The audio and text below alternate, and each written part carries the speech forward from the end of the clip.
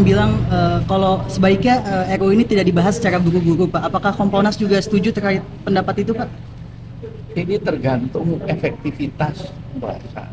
Kalau pembahasan efektif, waktu yang disediakan cukup, tentunya hasilnya akan optimal.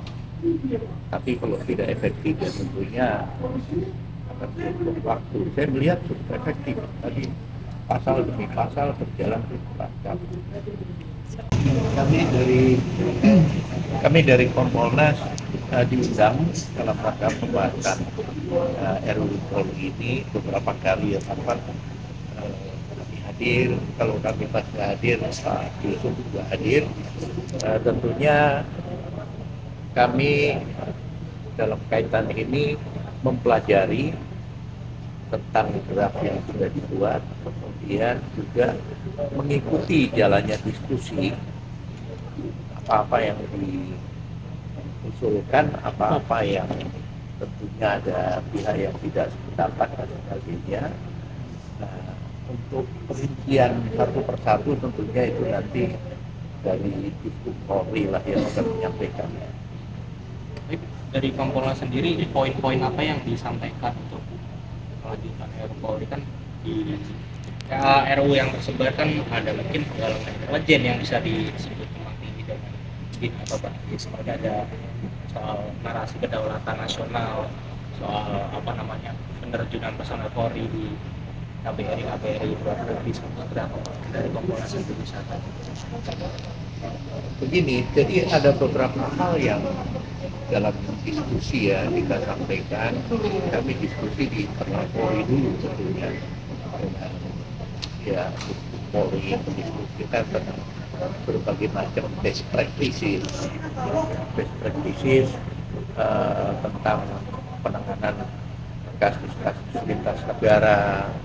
Jadi pernah terjadi kan KBRI di Paris itu, KBRI di Arab Saudi terjadi kebakaran, itu bagaimana penanganannya, bagaimana dari pihak Mabes Polri turun untuk ikut menangani di sana dan sebagainya, menggalang kerjasama dengan aparat di sana untuk mengungkap kasus itu sebagai contoh seperti itu. Kemudian juga kita tahu ada yang namanya kontrol delivery lintas negara narkoba itu. Freddy Budiman lah, itu dari China.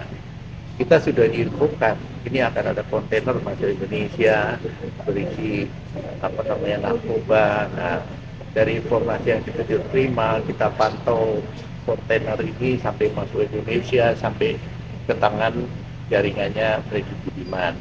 Kerjasama seperti inilah kan bicara juga masalah jurisdiksi. Ya, karena habis itu petugas dari China datang ke sini, gantian mereka ke DCS untuk pembuktian kasusnya yang di sana di pemilik.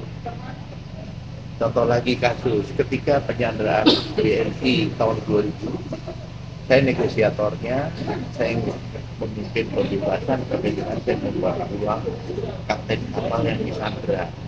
Pertanyaannya kan ketika saya bernegosiasi dengan pihak penyandra, dia jurisdiksinya ada di luar, saya di Jakarta. Kemudian bagaimana ketika pendekatan dan sebagainya. Nah inilah best practices yang bisa menjadi bahan masukan ketika membahas hal-hal yang menyangkut jurisdiksi, kemudian sampai sejauh mana aparat itu bisa ikut terlibat dalam penanganan kasus dan sebagainya. Banyak hal yang kebetulan itu saya alami. Contoh video telekonferensi persidangan kasus Korban 1 yang mengatur kebetulan saya bagaimana tahanan di Singapura bersaksi di pengadilan di Jakarta dan di Pasar. Kan muncul perdebatan, wah saksi-saksi ini harus ada di KBRI.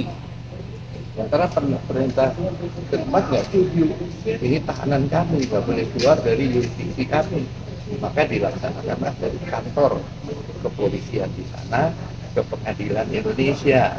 Ini kan menarik dan itu diakui oleh pengadilan karena juga menjadi pertimbangan hakim. Banyak hal yang saya bisa sampaikan berdasarkan pengalaman saya. Siap. Itu dulu ya. Pak ini